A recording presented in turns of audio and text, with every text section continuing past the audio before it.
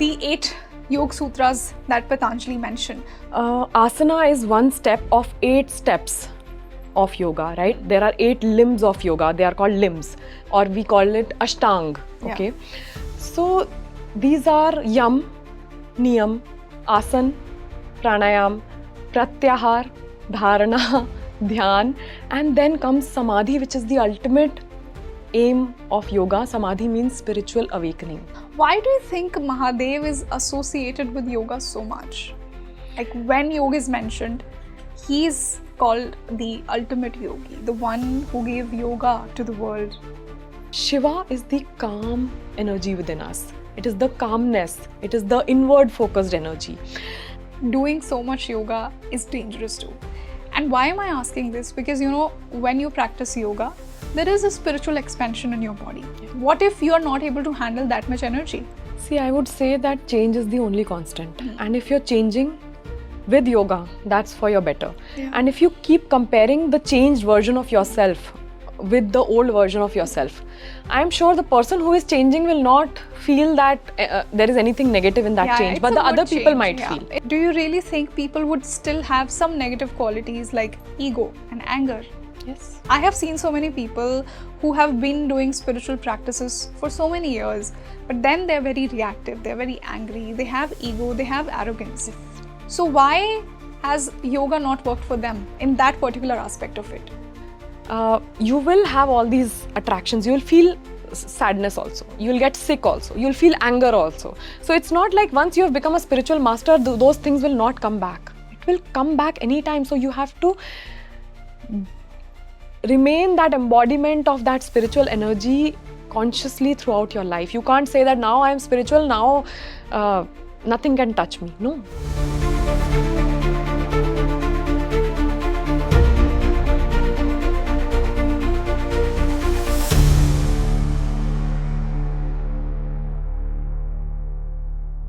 Hello, this is Rangoli Sharma with you and welcome back to your favorite spiritual podcast, Speaking Tree.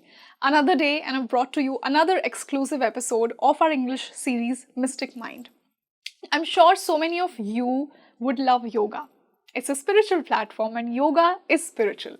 Yoga is not just about your physical asanas, it's way more beyond that, but it's unfortunate why people only limit to the physical movement. In today's discussion, we've explored the spiritual side of yoga, how it will help you in your spiritual journey, how will you progress in life, what are the 8 limbs of yoga according to Patanjali Yoga Sutra, why some people cannot progress in their yogic journey. All this we've touched upon in today's discussion. So if you want to start your yoga journey, you're in the middle of it, or you've reached to a certain level, this podcast is definitely for you. So stay tuned with me till the end of this podcast and definitely share it with people who are very much interested in doing yoga and starting their yoga journey. And for this particular episode, I have with me a yoga and wellness coach. I would like to welcome Iris Yoga. Iris, welcome to Speaking Tree. Thank you very much. Thanks for having me here. Our pleasure. And I'm sure that this is going to be a very spiritual and philosophical podcast for our audience in regards to yoga. Because what they usually hear about yoga is that it's just physical movement. But today we are delving deep into the spiritual side of it. So as I said that, when a person go for yoga, when they practice yoga, there is an expansion of physical energy in them. Yeah. And that is the sole reason it's pretty clear that yoga is not just physical. It is a spiritual modality. Absolutely. So today I want to know from you, what is the spiritual side of yoga? See, the whole purpose of yoga is to awaken spiritually. Yoga is not a physical practice. Yeah. The physical practice or the asana of yoga is a small part of the entire journey, and we'll talk about the 8 limbs of yoga. But the ultimate purpose or the final stage of yoga is spiritual awakening, which is also called samadhi. And asana or physical exercise is just a step on it. And it helps in going up the stages towards samadhi. And that's why asana practice makes so much changes in your energetic body as well. And because it is supposed to. And that's how you progress on your stages. Okay, so ma'am, my next question here would be, not everyone is inclined towards yoga. So how to make people more aware towards the spiritual side of it, so that, it quietens them from the inside? Because as you said, yoga is not just work out, it's work in. So that everyone goes for yoga, how to make people more aware about it? See, yoga is the only holistic practice, okay? So it is not a workout, it is a work in. You must have heard that before, right? And I always say that because yoga practice is not about getting a better digestion or getting rid of migraine or controlling high BP only. That is a part of it. That is a byproduct of yoga practice. That all your systems become better, your organs are functioning smoother, your skin starts to glow, your hair becomes healthier, you eat better, you digest better, your aches and pains all will go away. But that is a byproduct of yoga. That is not the purpose of yoga. The purpose of yoga is much, much bigger, which as I said, it is spiritual awakening. And so people who want to just do it as a physical exercise just to tone their body or to get better hair, I would suggest, why do yoga? And I am quoting Sadhguruji here. He said that, would you use a sickle, which is used for cutting grass, to cut a piece of fruit? You can cut a piece of fruit with just a knife, right? Yeah, why would you use a sickle? So similarly, if you just want to get a toned body, a stronger body, why would you do yoga? Go for gym, go for walk, some other kind of exercise. Yoga is much bigger than that. And that will happen. The toning of the body, healing of body parts and the beautiful skin and all that will happen as a byproduct. But that is not the purpose of yoga. So I want to tell people that those who think that I'm not flexible enough to do yoga, I'm not calm enough to do this boring practice. Some people, it's like they find it boring, right? They will never get attracted to it. But to them, I would like to say that if you want your entire life to change from your head, like your mind space, your mental space, to your bodily organs, which all the things that you can touch, right? Your body you can touch, your mind you can think thoughts. But there is a spiritual side to you which is touched by yoga, which will not happen with any other workout mode. And if you want to have that holistic impact on your life, of everything becoming smoother, like your relationships improving, your job life doing better, you're better able to handle stress. If you're a parent, better parenting. If you are just an artist or a creative person, if you're not able to focus on creativity, recently maybe you've found that you're not being able to create. Even if you are an author trying to write a book, yoga will help all of you. And all of you should get into yoga because it will change you inside out. And it will create that calmer space for you to do all these things better in your life. So it's not just for a physical workout at all. Okay. So, ma'am, earlier you talked about the 8 Yoga Sutras that Patanjali mentioned. So, what are they exactly, and how do they define the more spiritual side of yoga? As I started my podcast, just the first thing I said was that asana is one step of 8 steps of yoga, right? There are 8 limbs of yoga. They are called limbs, or we call it ashtang. Okay. So these are yam, niyam, asan, pranayam, pratyahar, dharana, dhyan, and then comes samadhi, which is the ultimate aim of yoga. Samadhi means spiritual awakening, right? That is, and just touching upon it, it is a very deep topic, just touching upon it, samadhi means when your individual consciousness unites with the divine consciousness of God. So that is awakening. That's when you feel oneness, okay? Wow. And that's the aim of yoga. Now, the 8 limbs of yoga are your path towards that. So for somebody who has completely no idea what is awakening, what are these sages doing, how are they so close to God, what is the path to attain God, what is the path to becoming more awakened, what are these things, what are these buzzwords, what are these things? So it gives you a roadmap.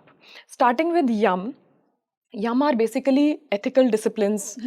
They are how you relate to others in your world. Okay, so that will have you. Are you truthful or not? Are you being non-possessive, not trying to attain materialistic possessions all the time? Are you being ahinsavadi, so non-violence, moderation in everything, not just, but people generally think brahmacharya is staying away from sexual intimacy, but that's not it. Brahmacharya means everything in moderation. Don't eat too much, don't even binge watch too much. All of these, for today's context, if I talk about, don't indulge too much into anything. Too much of anything is bad, right? So these are yum. So this is the first step. So first thing you do is how you are relating to your world. You have to improve those things. Once you are done with that, and it's an ongoing journey. Ek baar mein you can't say ki it's done and I have overcome that first stage. It is an ongoing journey. You have to do it forever, right? The second stage that comes is niyam, which is basically the self practices that you follow. So self practices would be self study, swadhyay, whether you are spending some time in reading, knowing, gaining knowledge or not. Ishwar Paranidhan means surrender to God. Okay, then whether you are following basic hygiene of yourself, very basic, right? Personal hygiene, are you maintaining that or not? So these are the niyams that you do. Very basic, very simple, yam and niyam. It should be very clear, okay? Next one is, the third one is asan. And asan we all know. हम योगा आसन करते हैं, we do asana practice so much, but that is the third stage. So after you have done yam and niyam comes asan practice, in which you need to keep getting better and better. So as a beginner, you start practicing some asanas, your body starts to open up, then you get you become a little stronger, a little more flexible to do more intermediate asanas. Then you overcome that stage and you go to the advanced asanas. And why? So some people ask me still on my page, why would you do these complex poses? What is the purpose of that? So the purpose of that is steady comfort. Sthiram Sukham Asanam. Okay. So when you are doing a very complex pose and you're feeling steady and comfortable in it, that's when you have gained mastery in that asana. And why are you doing this? Matlab, why would you do this complex thing? Because it is difficult. You are overcoming a difficulty while trying to breathe, while trying to stay calm and steady in that pose, and that trains your mind for your life. Okay, so asana is not just training you to be perfect on the mat, it is training you to be perfect in your life. When you practice asana, you know, your persistence improves, your resilience improves, all these things, and you implement that in your job, in your studies, in your relationships, everywhere you can implement that same thing. That it is a little not comfortable, uncomfortable, but you are still trying to attain that and you're trying to remain steady in that. So whenever you do an asana, right, it is a difficult asana. Suppose I got into a asana which is very difficult for me. You have to hold there for 30 seconds or 40 seconds or 1 minute. So there is a holding time, right? Yeah. Why? Because getting into the asana is not just work done. You have to stay there, become steady over there. That's when your perseverance and resilience is tested. That's what is happening in our life, right? So simple practical implementation in life. Every day, whether do you get agitated with traffic or do you remain calm? That traffic hai, it will go away. I have to get to my destination, the traffic will go away. It's okay. Similarly, a relationship, there is an argument going on. You should have that perseverance that, okay, I am calm, this will be over. It is a phase. I know how to get over it. I know how to overcome it. I know how to resolve this, whatever problem you are facing. So asana trains you in that, and asana trains you in being present in the present moment. Okay. Now I'll give you a simple example. If you go to gym, you can put on headphones and run on the treadmill, right? Yeah. So you can listen to music or listen to podcast and run. You don't need to be present. So that podcast or that music is taking you in some other past or future, Exactly. and it is taking your mind to all the places. You are not present in the moment. Can you do yoga by putting on headphones? You can't. You can play a soft, soulful music in the background, but you can't listen to a podcast while doing yoga asana. You have to be present. You can't be in your head. You have to be present. Because yoga demands your concentration. Yes. So that trains you. So that is not just for the mat. That trains you to be present while you're in a meeting, probably in your office call, right? Yeah. Or maybe you're with your children, they are playing, but you're not present there, you're in your head. But if you practice asana, you'll learn to become present in your moments, right? Instead of being in your head all the time. So that is another thing that asana teaches. So a long description about asana. Then there is the fourth stage, which is pranayam. And pranayam is the breath work that we do. We control our breathing, and maybe we can discuss this in detail. I'm just touching upon it, that breath is a very important part Exactly. of our entire being. It is so basic and it is so inherent. We don't even realize that it is so vital for our Yeah. well-being and just for our living. We are alive because it's the easiest way to take away pran, right? That's why it's called pranayam, Yes. because it gives that energy to your pran. So that is pranayam. And then the next, so these first four stages are more outwardly external focused stages. The next four stages are more inward focused towards the spiritual awakening. So the fifth stage is pratyahar. Pratyahar means withdrawal of senses. Okay, after practicing all this, now you have to withdraw your senses to go within. First of all, very practically, I'm saying, shut down TV, not listen to music all the time, do not watch movies all the time. So all the moments of life, free moments, we try to fill them up with, quickly we'll pick up the Something phone. or the other. Yeah. Quickly we'll call somebody, or we'll switch on the TV, or we'll start cooking something or doing something to keep us busy. So that is focusing externally. But pratyahar is withdrawal of all senses inward. So cutting down everything. That prepares you for the next stage, which is dharana. Okay, dharana is concentration. Now external stimulants have gone away. Now you're starting to concentrate. You're starting to concentrate is dharana. Then dhyan. When your concentration is prolonged, that is dhyan is meditation. So that's when you're able to actually go within and explore your insides. And it is said that jitna bada bahar hai duniya, how big it is externally, the universe, the inner universe is bigger than the external universe. And external universe is infinite. So just imagine how big the internal universe must be. Yeah. So exploring that is meditation. And then finally comes samadhi, when you have been doing withdrawal of senses, concentration and meditation for so long that you completely dissolve your own identity and you don't have that sense of identity anymore, that I am a separate person, that I am Iris. Now you are merged with the divine. Your consciousness is, your Chetna is merged with the divine Chetna, which is divine consciousness or Krishna consciousness or source or quantum field in terms of science. Or Shiva. Or Shiva, yes.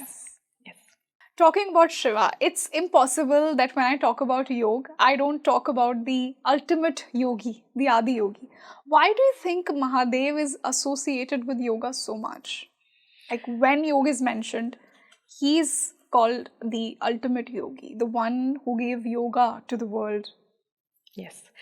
So, one is the scriptures and what we know from the Shiva's stories that we have heard. That is one thing. But what I want to touch upon is my understanding of Shiva is that Shiva is an energy within us. And that is the energy we are trying to reach through yoga practices. Yeah. Okay. And what is that energy? To make it easier to understand, just think of Shiva and Shakti as two energies. Okay. Shiva is the masculine energy. Shakti is the feminine energy. Shakti is Maya. Maya is the illusion, the world that we are living in, outward focused. Okay.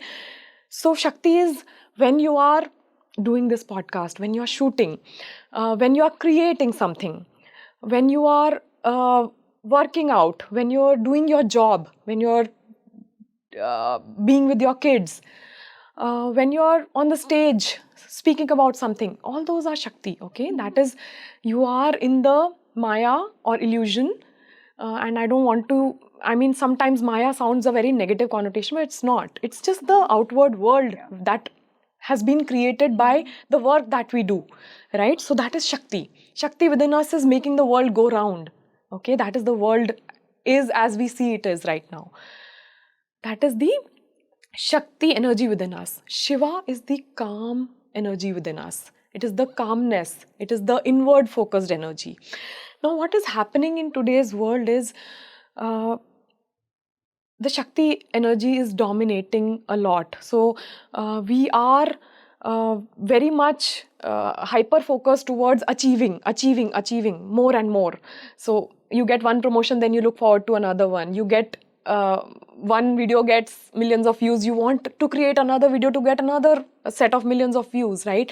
You have one car and then you want a house and then you want something else. But that's growth, I believe. Of course, and I never said that it's bad, okay? But it needs to be balanced with the Shiva. So Shakti is great. That is what is making the world go round. That is what is making us wake up and want to do something every single day. That is giving us the motivation, the drive to get to where we are, and that is good. But when it is imbalanced, like Shakti is dominating and Shiva is being suppressed, that's when we feel stressed. And that's why all of us are so stressed today. Because we are hyper focused on attaining without resting. So when we rest as well, as much as we work hard, if we rest equally and we balance it, that's when Shiva and Shakti are balanced. Ardhanarishwar always says that dono should be balanced. Disbalance should not be there. And that's where yoga comes in. Why? Because yoga, whenever you practice yoga, you feel calmer. You breathe better.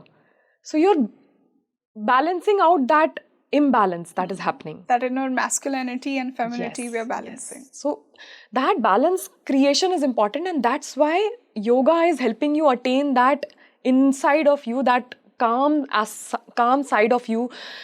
So I would also want to say that if Shakti is action, Shiva is reflection. Okay? If Shakti is speaking, Shiva is listening. You should also listen. Okay, so that is the kind of balance that I'm talking about. If you only keep talking and you don't listen, your relationships will fail, right? Yeah. So just a simple example. If you act a lot, but you don't save some time to reflect on your actions or your results of your actions, then there is a disbalance. So that's how Shiva and Shakti remain in balance, and yoga brings out that Shiva in you, the yoga practice. That's how I relate Shiva to, and I feel that that ultimate consciousness that we attain through yoga practice is the Shiva energy that we get in touch with. Okay, so talking about one of the limbs that you mentioned, prana. You know, they say when you have your breath in your control, you have everything in life under your control. Why do you think breath becomes the master of our lives? And specifically, yoga talks about it in so much detail, that control breath and control everything in your life.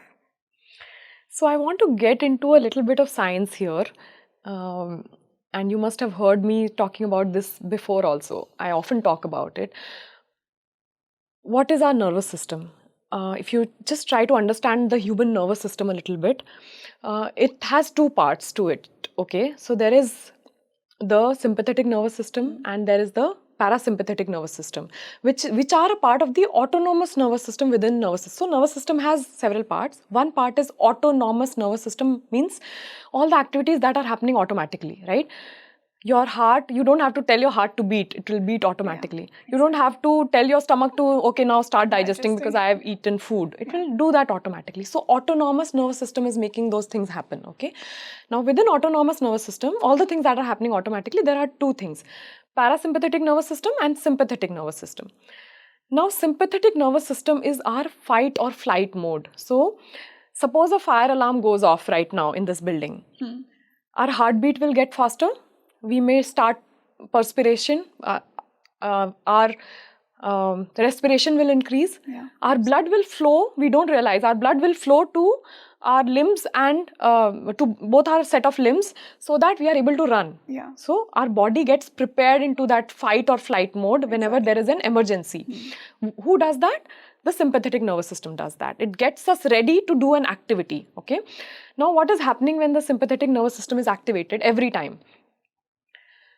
Your heartbeat is increasing, your respiration is becoming shallower, Okay, your blood flow is going to your limbs and it is going away from your digestive system, your immunity. So because the brain is telling the body that, okay, it's not important to digest right now, it's important to run. You have to run right now. So focus on running. So digestion stops. Now, what parasympathetic nervous system does is, once you are in a safe place, okay, fire alarm went off, you are out of the building, you are now safe. So now the heartbeat goes back down to normal, the respiration becomes normal, the blood flow becomes normal, digestion, immunity, everything restores its function. Parasympathetic nervous system tells the body to do that. So what is happening is, there is a situation of fight or flight, and then you are calming down again, parasympathetic nervous system.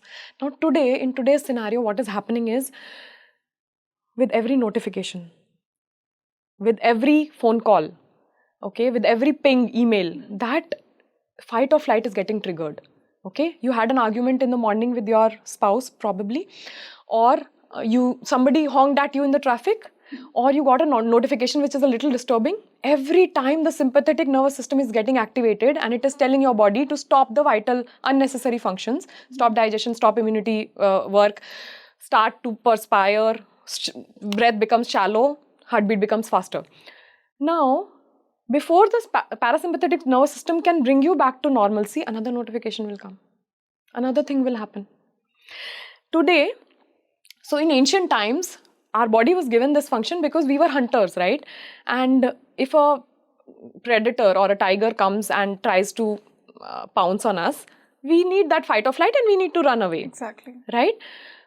Today, there is no real tiger, but there is the angry boss. There is the stinker email from colleagues. Okay, there's that notification that disturbs you. A call from your child's school, maybe, that the child is not well or something like that. So, multiple times a day, your sympathetic nervous system is getting activated and parasympathetic nervous system is not able to bring your body back to normal, calm space. Okay, so that's how we get chronic high blood pressure. Okay, asthma, then indigestion, autoimmune diseases, because all those things are not happening. Now, why I'm saying all this is, in ancient yoga, there is an exact mirror of human nervous system, and that was human nervous system. We have, I think about only 50, 60 years ago, the human nervous system has been studied properly. The number of nerves that we have in the entire nervous system, where they go, how they flow through the body, how the blood goes everywhere, how the signals go everywhere. We have known this in science for about 50, 60 years only. But ancient yoga has known it from 5,000 years. We had the nadi system. Okay, the nadis are exact mirror of nervous system. Okay, we have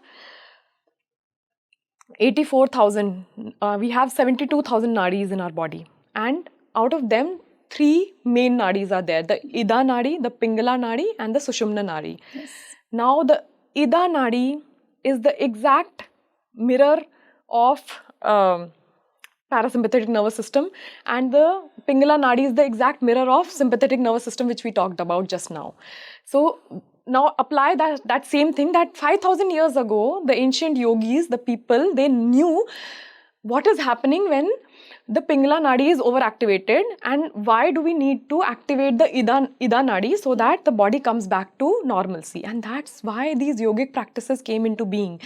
So pranayam is done to balance those nadis. So popularly known pranayam is Anulom Vilom, right? Yeah. But the actual name of that is Nadi Shodhan Pranayam. So Nadi Shodhan, purification of those nadis. So what are those nadis? This Ida and Pingala nadi, the sympathetic and parasympathetic nervous system. So all these yoga practices are now needed to balance that disbalance in parasympathetic and sympathetic nervous system, which is happening with modern day stress.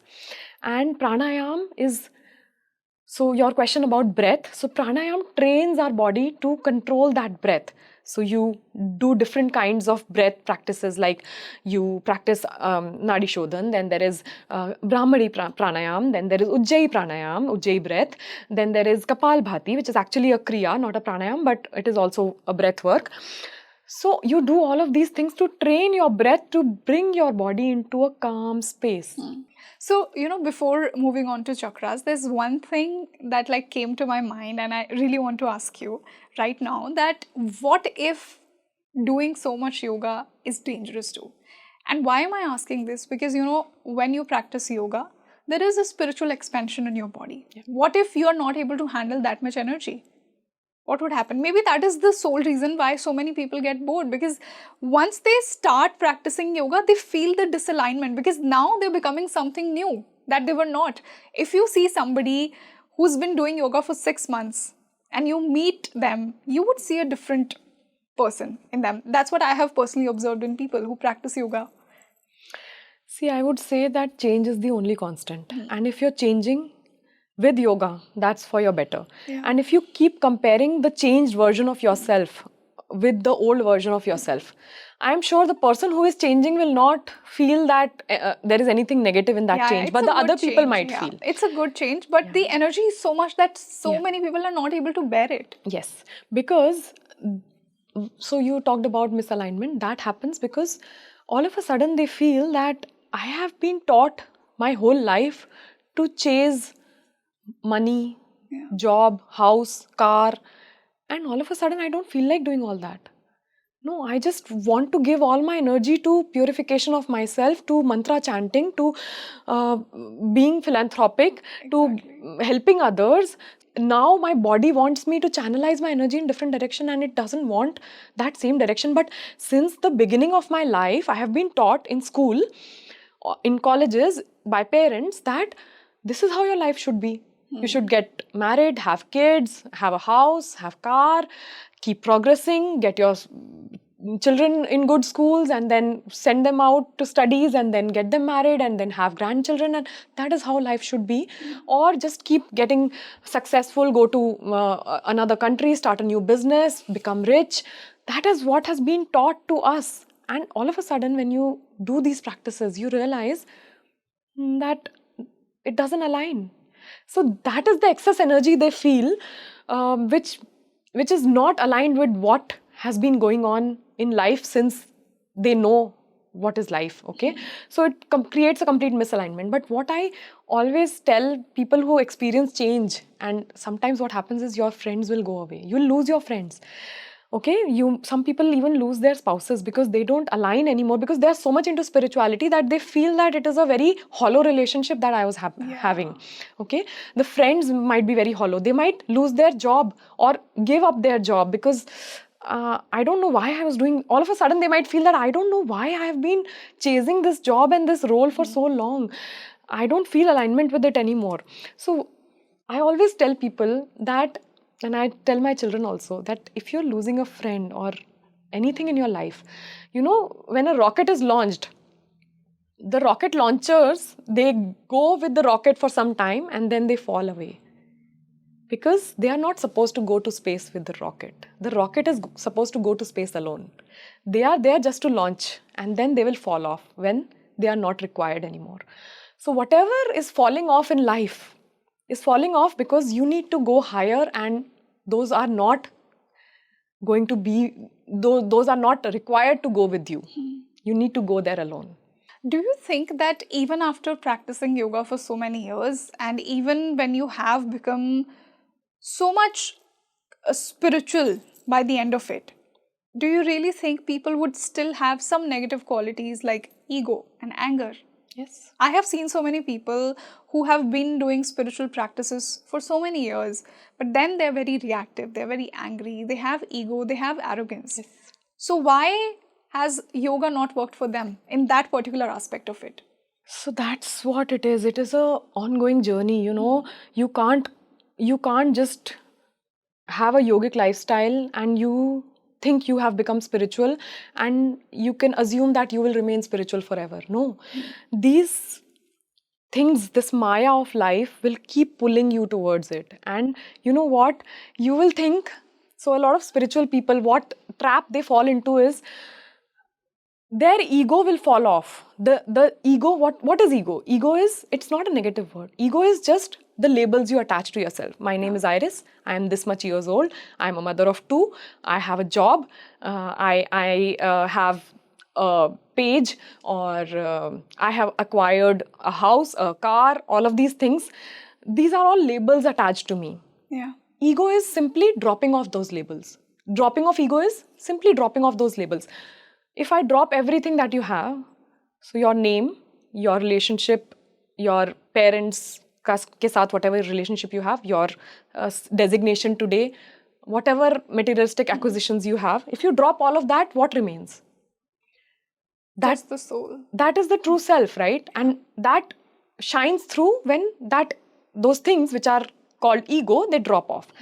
Now what happens is when this drops off, people think they've become spiritual, but then they get into the spiritual ego. Yeah, that is so much prominent these days. And that is when they think, oh, I am a spiritual master. Yeah, I know everything. I am an expert in yoga.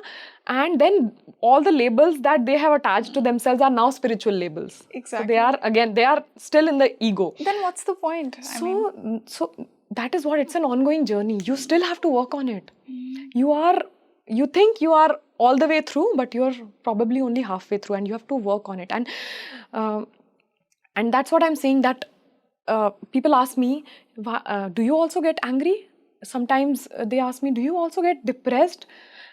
Once I posted that I have a digestive problem and I'm going to the doctor. Yoga wale bhi bimar padte hain, but it's not true, right? You are a human. As long as you are in the human body, you will have all these attractions. You will feel sadness also. You will get sick also. You will feel anger also. So it's not like once you have become a spiritual master, those things will not come back. It will come back anytime. So you have to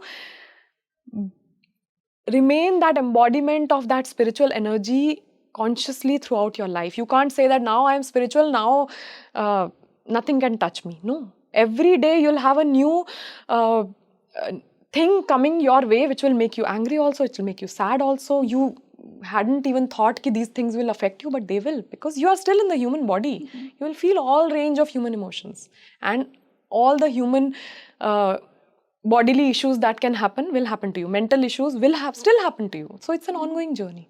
Iris, why is it that not everyone reaches to that state of samadhi? Not every yogi goes to that state of samadhi.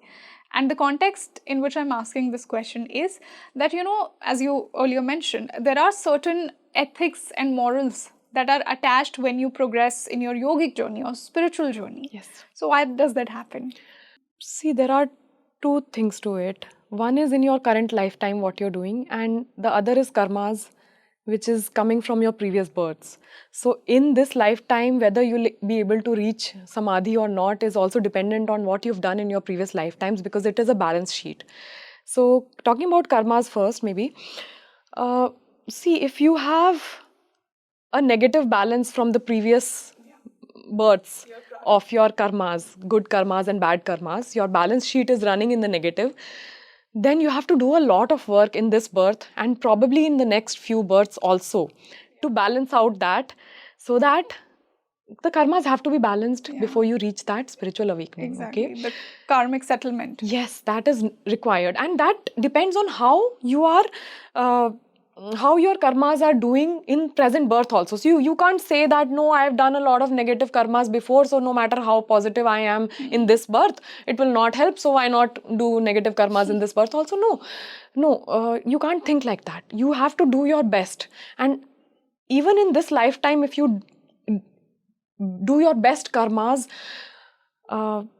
and we'll talk about the ethical, moral principles that you should follow. When you're doing all of these things, you might be able to balance out the negative karmas of many past lifetimes in this lifetime itself.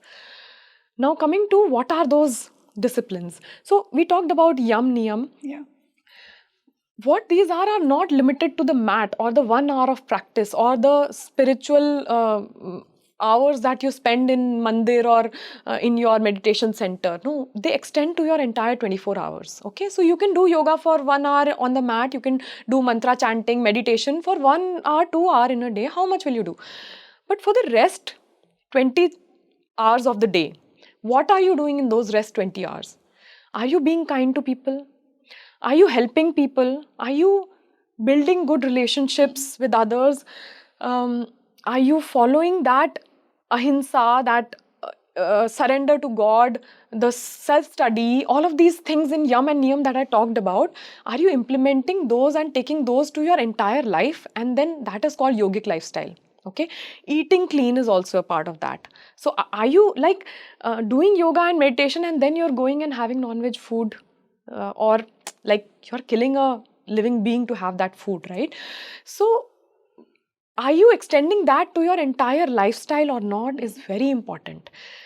The moral and ethical principles, so every moment's karma counts in that balance sheet.